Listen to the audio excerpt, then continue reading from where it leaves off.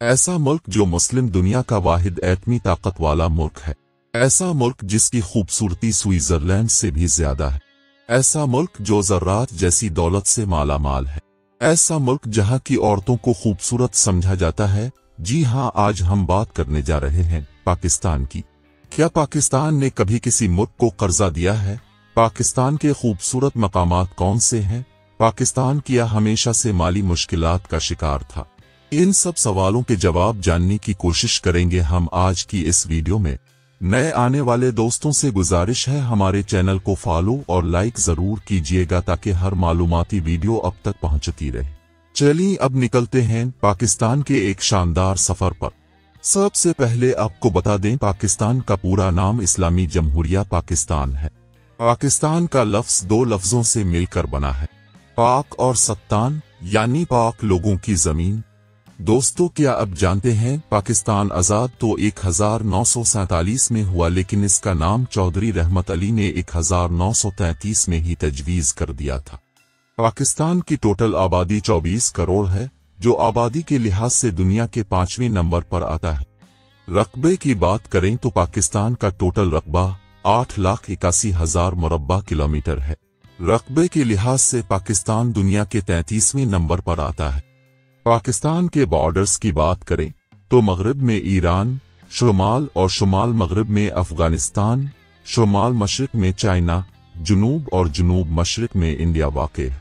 इसके अलावा अरेबियन सी भी लगता है। दोस्तों, पाकिस्तान की कौमी ज़बान उर्दू है, लेकिन क्या अब जानते हैं पूरे मुल्क में सिर्फ 8% उर्दू बोली जाती है, जबकि आधे से ज्यादा मुल्क पंजाबी ज़बान बोलता है। पाकिस्तान जब आजाद हुआ था उस वक्त पाकिस्तान की आबादी 3 करोड़ के करीब थी। 1990 से 2009 के दरमियान पाकिस्तान की आबादी में तेजी से इजाफा हुआ। दोस्तों, पाकिस्तान में मुकम्मल मजहबी आज़ादी है। 96% मुस्लिम, 2% हिंदू, 1.2% क्रिश्चियन और बाकी मजहबों के लोग आबाद हैं। दोस्तों, अपने खियोड़ा माइल का नाम तो सुना होगा। ये माइल सबसे पुरानी और दुनिया के दूसरे नंबर पर आती है। पाकिस्तान दुनिया को नमक बेचता भी है। यहाँ आपको एक बात बताता चलो, फुटबॉल में भी पाकिस्तान टॉप रैंकिंग में है। आप सोच रहे होंगे फुटबॉल टीम की बात कर रहा हूँ। नहीं, टीम तो रैंक में नेपाल से भी नीचे है। फुटबॉल बनाने के लिहाज से पाकिस्तान दुनिया का बेहतरीन फुटबॉल तैयार करता है। इसको हाथ की मदद से तैयार किया जाता है। फुटबॉल बनाने की ज्यादातर फैक्ट्रियां सियालकोट में मौजूद हैं। एक रिपोर्ट के मुताबिक दुनिया का 80% फुटबॉल पाकिस्तान में तैयार किया जाता है। दोस्तों, पाकिस्तान में तालीम की शरह 60% है, जो दुनिया के दूसरे मुल्कों की निस्बत बहुत कम है, क्योंकि तालीम ऐसा शोबा है जो मुल्क की तरक्की में सबसे अहम किरदार अदा करता है। आपने अक्सर पाकिस्तान की सड़कों पर ट्रक देखे होंगे। क्या अब जानते हैं पाकिस्तान के ट्रक दुनिया के सबसे खूबसूरत ट्रक माने जाते हैं? इस पर किए गए नक्शो निगार को ट्रक आर्ट कहा जाता है।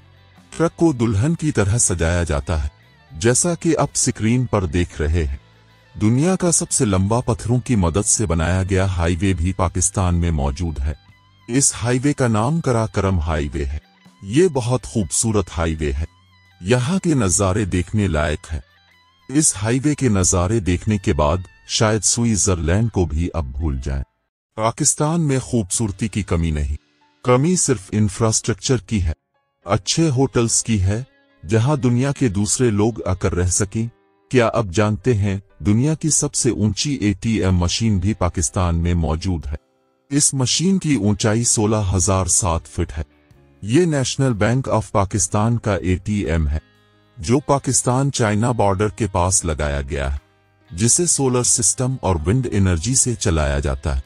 दुनिया की सबसे पुरानी सिविलाइजेशन भी पाकिस्तान में ही मौजूद है।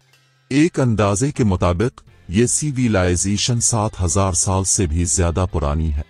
दुनिया का सबसे बड़ा एम्बुलेंस सिस्टम का रिकॉर्ड भी पाकिस्तान के पास है। इस एम्बुलेंस सिस्टम को ईदी फाउंडेशन ने बनाया, जिसके पास 1,800 से ज्यादा एम्बुलेंस मौजूद हैं। इसमें कोई शक नहीं कि पाकिस्तान के माशी हालात ज्यादा बेहतर नहीं है। लेकिन क्या पाकिस्तान के हालात हमेशा से ऐसे थे? इसका जवाब है नहीं। आपको ये बात सुनकर हैरानी होगी 1960 में पाकिस्तान ने जापान को कर्जा दिया था, क्योंकि वर्ल्ड वॉर 2 के बाद जापान मुकम्मल तौर पर तबाह हो चुका था। जापान ने बहुत से मुल्कों से कर्जा लिया, जिनमें पाकिस्तान भी शामिल है। दोस्तों, उसके अलावा 1963 में $25 मिलियन कर्जा पाकिस्तान ने जर्मनी को भी दिया। उस वक्त पाकिस्तान के सदर अयूब खान थे।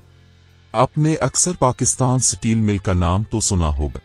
इसको 1970 में सोवियत यूनियन की मदद से तैयार किया गया। 20वीं सदी के आखिर तक ये एशिया की सबसे बड़ी स्टील मिल बन चुकी थी, जिसने चाइना, इंडिया और जापान को भी पीछे छोड़ दिया था।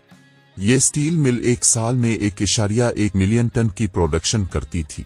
लेकिन 21वीं सदी के शुरू में स्टील मिल का जवाल शुरू हुआ, जो करप्शन और मिसमैनेजमेंट की वजह से था।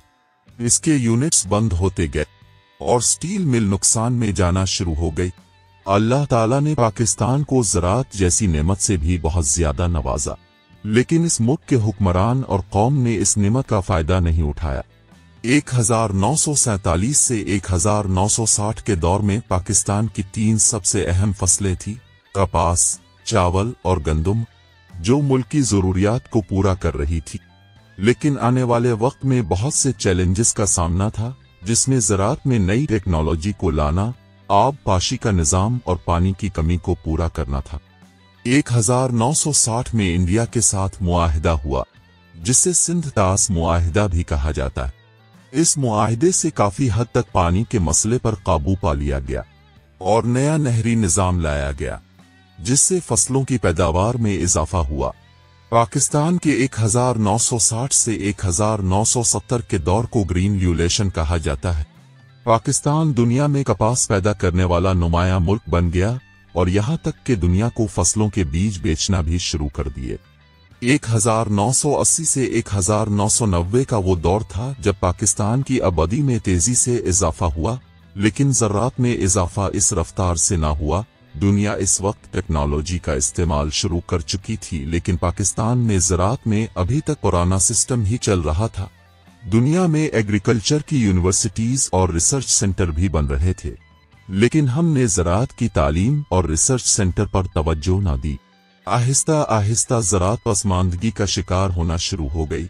साल 2000 के बाद पाकिस्तान को अपनी खुराक की ज़रूरत को पूरा करने के लिए बाहर से गंदम लेना शुरू कर दी। ऐसा मुल्क जो दुनिया को ज़राअत फरोख्त करता था, दुनिया को कर्जा देता था, आज करप्शन और तालीम न होने की वजह से उन हालात तक पहुंच गया। पाकिस्तान का दारुल हुकूमत 1959 तक कराची था। कुछ अरसा के लिए रावलपिंडी को दारुल हुकूमत बनाया गया। इसके बाद 14 अगस्त 1967 को इस्लामाबाद को दारुल हुकूमत बना दिया गया, जो निहायत खूबसूरत शहर है। इसका मौसम सारा साल खुशगवार रहता है। अगर फौज की बात करें तो दुनिया में इसका रैंक 9 नंबर पर आता है। बलूचिस्तान पाकिस्तान का रकबे के लिहाज से सबसे बड़ा सूबा है और कुदरती वसाइल से माला माल है। बलूचिस्तान में सोना, तांबा, क्रोमाइट, आयरन और जिंक के ज़खायर शामिल हैं। इसके अलावा सबसे बड़े कुदरती ज़खायर नेचुरल गैस के भी हैं, जो मुल्क की एनर्जी की ज़रूरियात को पूरा करने में अहम किरदार अदा करते हैं। अगर हम ग्रेनाइट की बात करें तो ग्रेनाइट दुनिया के महंगे तरीन पत्थरों में आता है, वो भी इस इलाके में मौजूद है।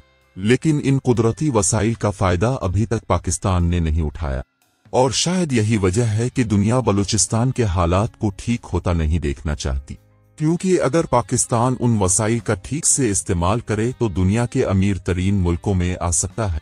ज़राअत और मदनियात के वसाइल के अलावा अल्लाह ताला ने पाकिस्तान को दुनिया की सबसे गहरी बंदरगाह से भी नवाजा, जिसे अभी तक पाकिस्तान ने इस्तेमाल ही नहीं किया।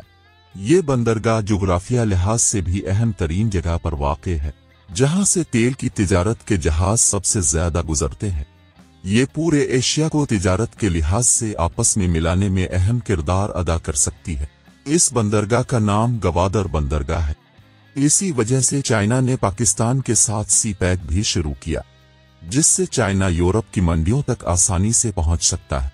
लेकिन सियासी और माशी बहरान की वजह से पाकिस्तान पीछे से पीछे जाता जा रहा है। दोस्तों, क्या अब जानते हैं गवादर पोर्ट ओमान का हिस्सा थी, जो पाकिस्तान ने 8 सितंबर 1958 को ओमान से खरीदी। اور آج یہ پاکستان کا حصہ بن چکی ہے۔ اللہ تعالیٰ نے پاکستان کو ہر طرح کی نعمت سے نوازا، لیکن حکمرانوں اور عوام نے اس کی قدر نہیں کی۔